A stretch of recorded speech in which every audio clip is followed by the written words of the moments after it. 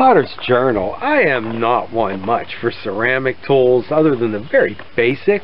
At the wheel I use wire cutoff you have to have, a needle, a stick, a wooden rib, 2 or 3, sponge, bucket of water, and that's about it. And then sculpture, I've got the same thing, a few of essentials as I see them. But this will be about the 3rd time I've inherited or been given some tools, ceramic tools, from another artist. I thought maybe you might find it fun to see what's in the truck today. Oh, where do we start? I think,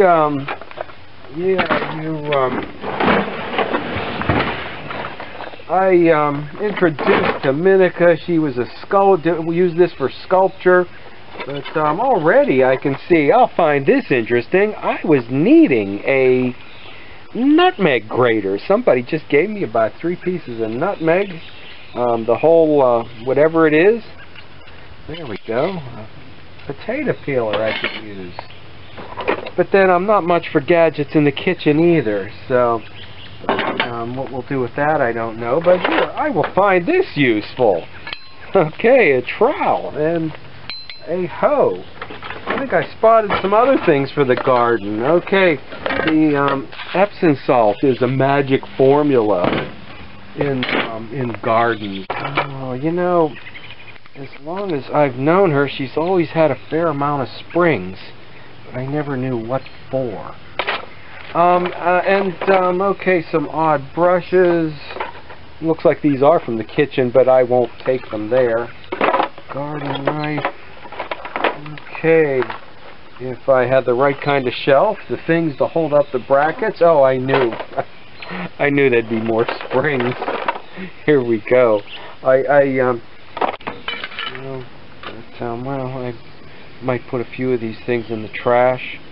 This might not be useful without the food processor it's meant for. And in this one, this does look like mostly ceramic tools, some epoxy resin, the other stuff that goes with it. I'm not sure, though, if this came out of a garage that was heated or freezes, so whether it's any good or not, I don't know. Some assorted ceramic tools. You know, this is something I inherited, bushel loads of these things from another potter.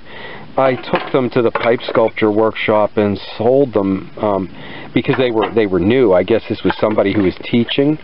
And here's a wire, and it's all taped there. I don't think people know. Here's Potter's Journal tip for you that this is just a little knot in the end of the wire. It pops right out of here.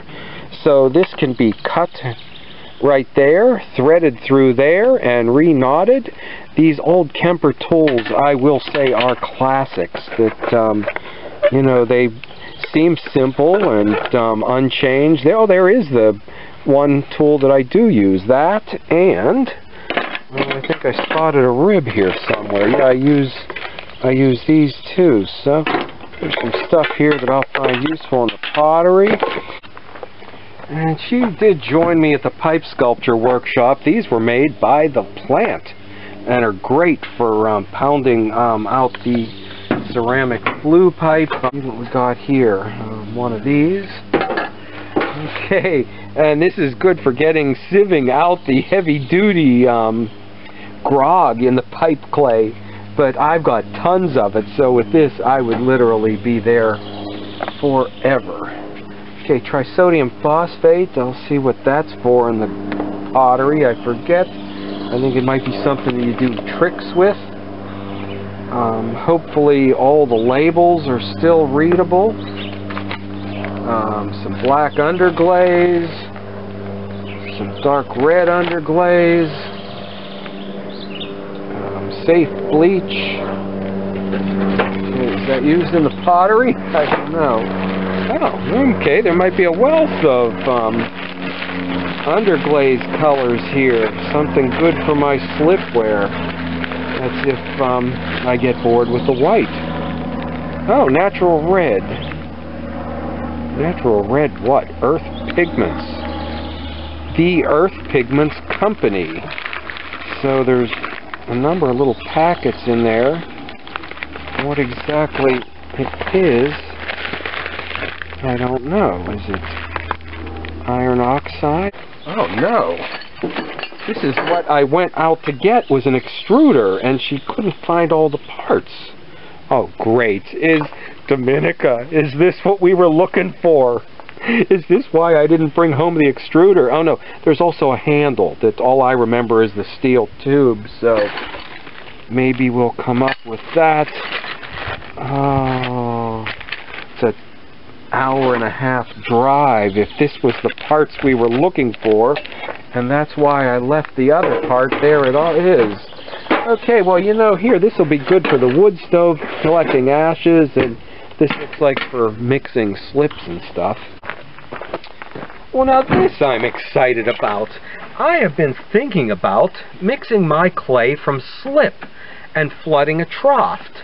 I have a heavy-duty drill, but I didn't know how big a mixer to get. If this would be too big, and if this would be too small.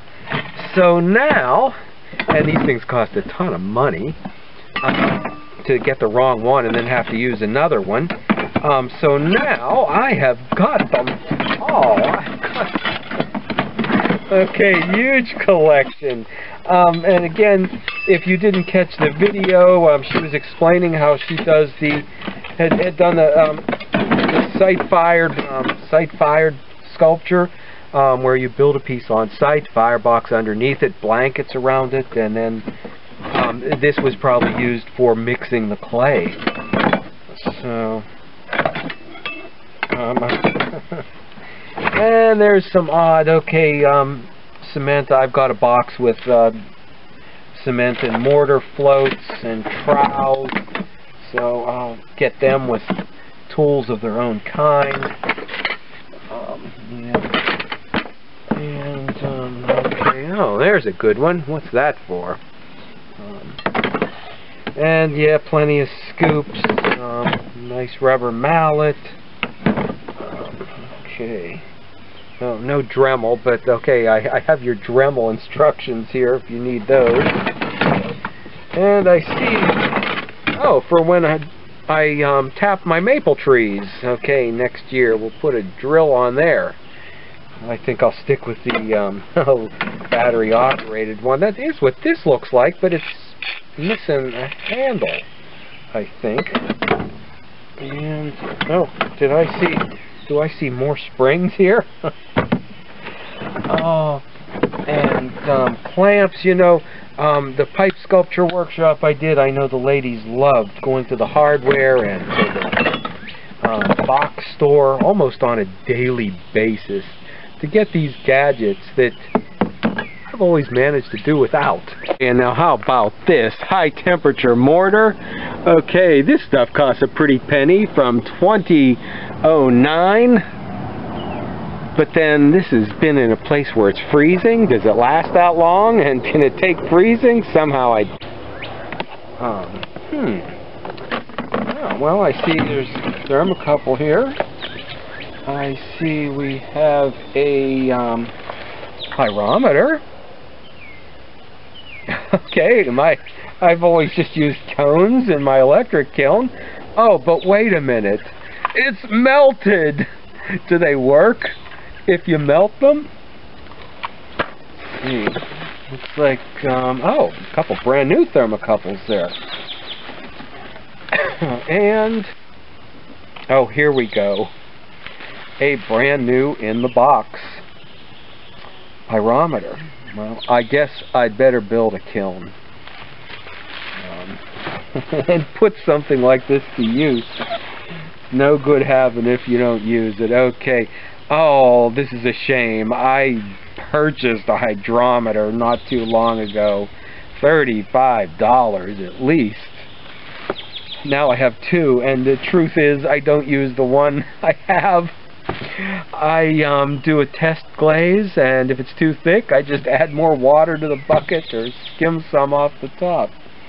Okay, but you know, this is very exciting that I do maybe this is just the kick I need to actually get going and build some kind of real kiln here. Now look at this. There's 80 of these. Okay, 80. About 10 by 22. Okay, don't breathe.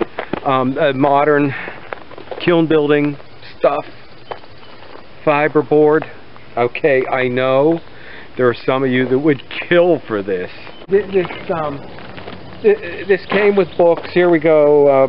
These are Ian Gregory. There's two of those. A kiln building and a alternative, which has got this kind of stuff in. Here's another alternative kilns and firing. I already own Rhodes, Daniel Rhodes, but here's Frederick Olson. I already have this one too, but I know who I can pass that along to.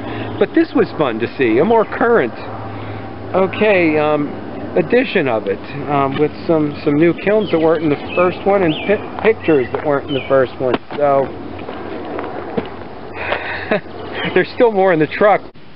Okay, so 24 by 36, 1 inch thick, up to 2300 degrees. I wasn't quite sure what this is. It looks like there are 1, 2, 3, 4 of these. It's another kiln. Okay, board. Oh, and now the clay. Not expensive to buy, but oh, when it all needs reprocessed, the amount of time and effort it takes. Well, that is what I'm going to do. I think I've got a better way of doing it now. There is 600 pounds of clay here, pretty much all to be reprocessed. I have used standard sculpture clay red before to throw with, so you can throw with it. But I think what I will do is mix this with the clay that I'm using now to throw.